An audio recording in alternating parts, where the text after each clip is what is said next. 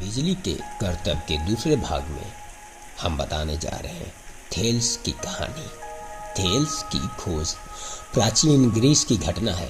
हमारी कहानी का प्रथम हीरो थेल्स नामक गणितज्ञ है।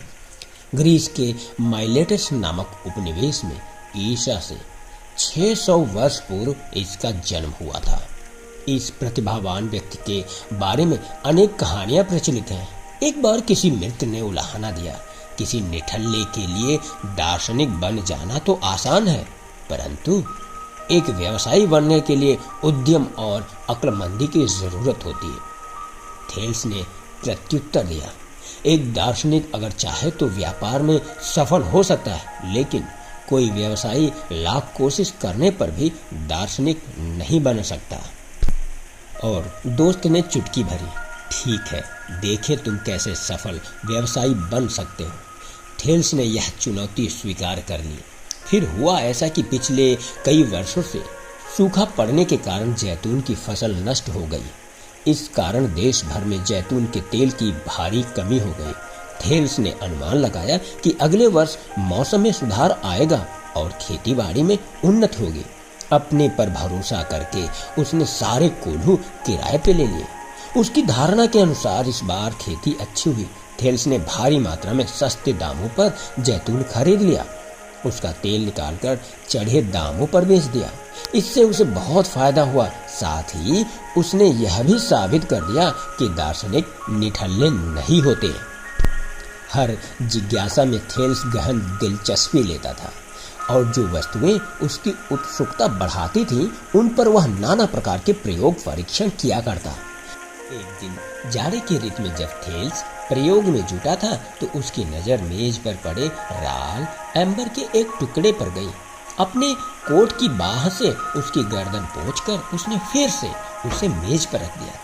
क्षण भर में एक चमत्कार हुआ। मेज पर बिखरे छिपटे सरक कर राल से जा चिपके। कहीं आंखों को धोखा तो नहीं हुआ, ऐसा थेल्स ने सोचा। इस संशय से उसने पुनः राल को कोट से रगड़ा।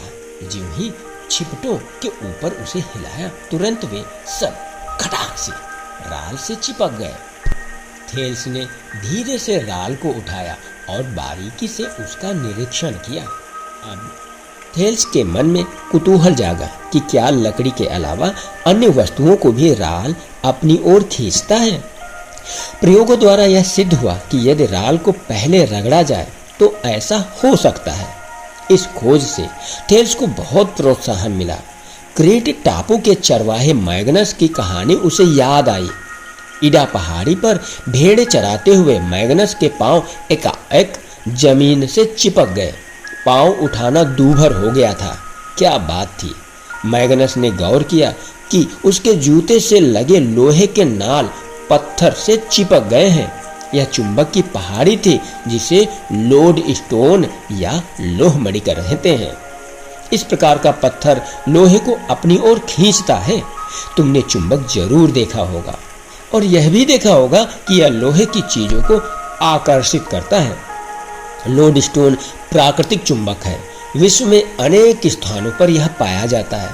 कृत्रिम चुंबक की सारी विशेषताएं उसमें मिलती हैं। थेल्स लोड स्टोन के बारे में बहुत कुछ जानता था। ग्रीक भाषा में मैग्नस के नाम पर इसे मैग्नेटाइट कहते हैं। अंग्रेजी शब्द मैग्नेट की उत्पत्ति इसी से हुई। थेल्स को पता था कि मैग्नेटाइट अपने प्राकृतिक रूप में लोहे को खींचता है, लेकिन राल को घिसने पर ही उसमें आकर्षण शक्ति पैदा होती है। इन दोनों में यानी मैग्नेटाइट के प्राकृतिक गुण और राल की उत्पादित विशेषता में क्या कोई संबंध है? मगर उसे इस प्रश्न का पर्याप्त जवाब नहीं मिला। उसकी धारणा थी कि शायद राल की यह आकर्षण शक्ति एक प्रकार की चुंबक क्रिया हो। हालांकि थेल्स अपनी विवेचना की पूर्ण व्याख्या नहीं दे सका, मगर उसने सारे परीक्षणों का विधिवत लेखा जोखा रखा।